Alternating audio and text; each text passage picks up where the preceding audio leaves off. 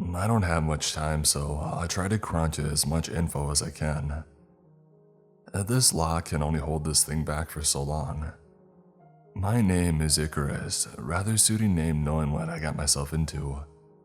Let's start off with where it's at. The school is located in Texas. Not saying which town, just please avoid any and all abandoned schools in Texas, for I don't know if this thing is in each school. Please understand, I don't want anyone to go out like I'm about to. So this all started as a joke at first. In old school, my friends wanted to check out and do like a ghost hunting video in. We never thought we'd actually go since most of us were still scared of a loud sound. It wasn't until Tyler, the oldest in the group, said that he recently had bought a few laptops, a bunch of cameras and a few spirit boxes. It's really just a fancy recorder. Anyhow, he seemed like he really wanted to do it. And so we got together as a group. It was Tyler, John, Rick, Alicia, and I. We all sat down and read all the ghost stories online. It really only involved being cold or the occasional scratch or two. Plus Tyler said, if we get some of these things on camera, we'll go viral and be big in no time. I was the only techie guy there, so I was to handle the tech and set up the YouTube channel where we would post all of this content. Tyler was the strongest one, so he pretty much carried all the stuff that I just set up. John, Rick, and Leisha all were to bring food, water, and first aid kits just in case. I know John was in JROTC, so he had legitimate first aid training. Let me describe the layout of the school. It was 3 stories high. Each floor had the same design except for the first, since it had a basement and a small boiler room. The other 2 floors above had your usual, about 20 rooms each and 2 sets of bathrooms on each floor. We had enough cameras to log each hallway and bathroom, but as the rumor has it, the basement and the boiler room is where all the action really kicks off. One more important note why the school is haunted is because about 40 years back, there was a massive school attack there. 19 children had lost their lives. This included the perpetrator. Now, this was before big media could handle the issue, and the local government paid the families outrageous sums of money to keep Texas's top school from getting blacklisted. They said it wasn't much longer when kids ended up going missing in the area. Some kids would go to the water fountain and just disappear when no one was looking. This too was covered by the school board as they went missing after school hours. The school board held a vote the next year to close the school down. Maybe they couldn't bear the thought or guilt of more children being lost. Shortly after, the school became a local legend, and how these souls of the children are trapped in it. All local legends are over-exaggerated, where one person trips on a rock and suddenly there's a ghost who pushes people down. However, this one seemed legit. It is a hidden gem in the ghost hunting community, as it is very secluded and hidden to the public, so really only locals know about it. There are reports of scratching, pushing, possession, and even what people call a hellhound, as its large black dog with bright red eyes. We arrived at the school ready to go. We have enough food and water to last us a few days, just in case someone really wanted food. And we also brought all the tech and tripods for the camera. Rick's dad had a generator that was in a shed. It was old and dusty, but it ran just fine, which was perfect to keep all the equipment juiced up. I brought my mobile hotspot so we could go live on YouTube, or just post in the account once it was all done. Plus, we have to keep in touch with our parents. I decided to set up base camp in the first floor as a bathroom. It looked still put together besides some broken glass that was easy to sweep away. Once we got set up, Tyler, Rick, and I went to each floor to set up the cameras while there was still some light out. We ran the wires and turned them on, record once we got back to the hub, and then we waited, which took a few hours since we got there at 4 p.m. and sundown wasn't until 6 p.m. Time passed by slowly with nothing showing up on the cameras yet, so we all started telling ghost stories to pass the time. Most of them were really silly and made zero sense, like, why would anyone lock themselves in a room that they can't get out of? Isn't it ironic? Well, it wasn't until 7:35 p.m. when we had our first sign. Guys, we have movement on the second floor," Alicia said excitedly. We all rushed by the second floor laptop where we saw just a shadow going in and out of the doors of the bathroom. It was moving quickly as if it was running. "I gotta go live on YouTube, we're gonna be famous," I said. I quickly tabbed over and refreshed the page, to only get our live access denied. "It's okay though, since our channel was new we can just upload it later," Tyler said.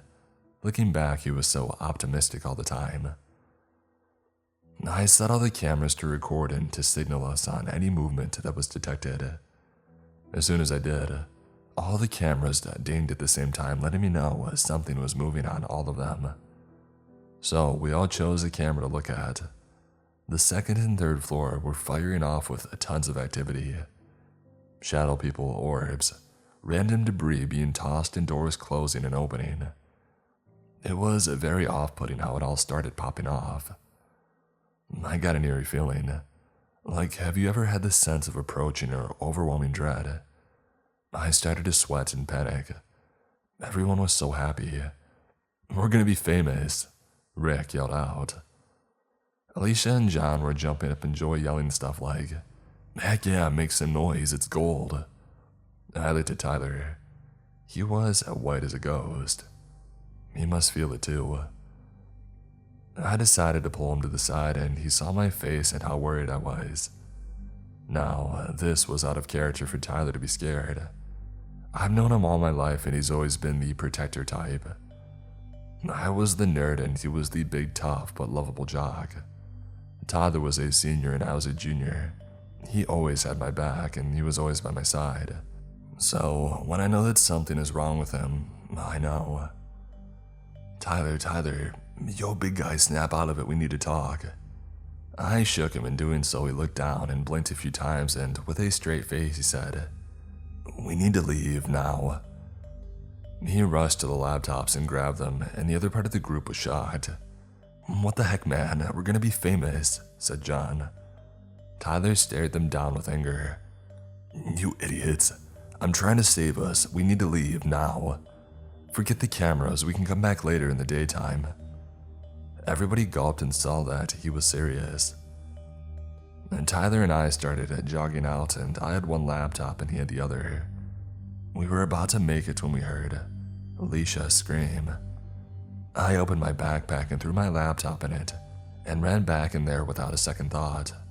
I heard Tyler yelling at me, "Stop, they're already goners, you idiot."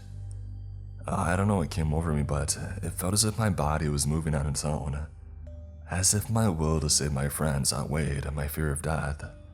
I got to the bathroom. In front was John. At least it was just his face. It was peeled off like an orange and tossed aside. I could taste the copper in the air, and I could hear Rick crying in the bathroom.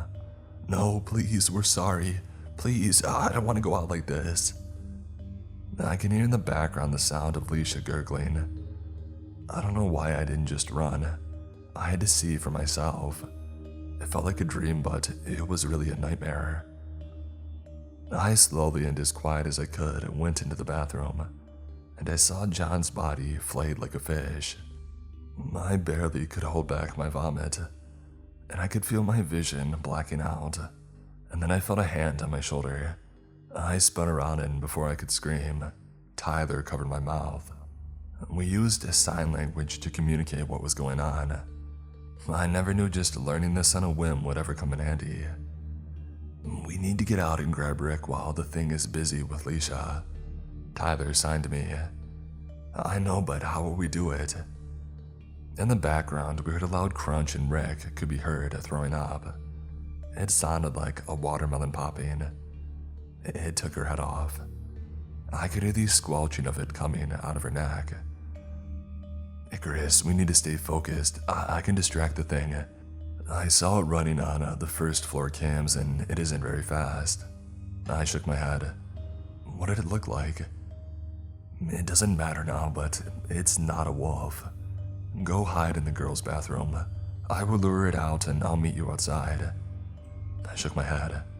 Be safe, bro. I signed back. We got into position, and we could hear the thing still going at it on Leisha's body. I see Tyler as he gave me a thumbs up and a smile. This was the fakest smile that I had seen him do. And then he waved to me and hid. Hey you, ugly thing. I know you're in there, why don't you come out for me? The sounds of bone and crunching stopped. It started laughing. You sound delicious. That sound shook me to my core. I could hear it walking out of the bathroom. It must have stepped on John as popping and cracking could be heard, followed by the plopping of its feet. You better start running. Catch me if you can, loser. Tyler started booking it as quickly as he could. I only caught a small glimpse of it, but it was a pale man. He was without clothing, but with no real body features either. He had very long arms that scraped against the floor, and he was covered in a red hue despite being nearly white. I could smell them as he ran by. He was rancid and the smell lingered in the air. As he chased my friend, I could hear him laughing. Oh, this is fun. Run, rabbit, run. Once I couldn't hear him anymore, I ran to the other bathroom and saw Rick crying in the stall. I grabbed his hands, but he was covered in blood. Rick, are you okay? We're gonna get out of here, buddy. It'll be okay. Icarus. He removed his hands from his face and his eyes and nose were gone. Icarus, I've seen the face of God. He came here to punish us for looking into the veil. I'm doomed. You must leave. I snapped out of my trance and grabbed him by his arm and quietly said, No, we are leaving, not just me. I won't lose another friend. I hoisted Rick up and we slowly started to walk to the exit. Where were you going, little rabbits? I slowly turned to see. The thing had caught up with Tyler and was dragging him by his hands. He looked cut up but not eaten, however, and he was unresponsive. I don't know what came over me, but I yelled out at the beast. Screw you. Haven't you taken enough? Those kids 40 years ago, all those kids after who went missing, is it not enough for you? Rick pulled away and fell into the fetal position. No, it's never enough. I will always be hungry. Always. The thing let out a bellow of laughter. It looked straight at me and then to Rick. You brought me a snack. I love when they're afraid. It makes them so much more satisfying. It was then he let go of Tyler and reached towards Rick. I saw Tyler launch up and drive a large metal pipe into its snag. Tyler grabbed my hand and ran, and we ran into the basement. I could hear the thing crying in the background. You, I'll get you. We go into the basement and lock the door. Tyler, at this point, was losing a ton of blood. He had been beat up pretty bad. I go to see him carefully holding his stomach together. I start to cry out and I yell, Tyler, no, not you. This can't be happening. He looked at me and with his other hand, he placed it on my shoulder and then coughed and said weakly, Iggy, listen carefully. There's nowhere to go. I want to say this. He starts to pass out. I shook him carefully. What? What do you want? I said. He just looked me in the eye and says, Icky, you're my best friend. I never told you, but I love you, dude. I really do. I'm madly in love with you. I couldn't help but cry as I grabbed his face with one hand and he smiled. I'm in love with you too. And we shared a smile, and I leaned in and had my first kiss. It was shortly after that he passed away in my arms. I don't know what to do. I'm stuck in this basement with this laptop and my Wi-Fi hotspot. I hope this gets through to someone. I'm happy that I got to tell Tyler my final feelings, but I can hear this thing breaking into the door. It won't hold any longer and I have no chance. Tyler, I hope that we meet somewhere again in the ether. Whoever gets this, please heed my warning. Stay out of any old abandoned schools. I love you, Tyler. I'll see you soon.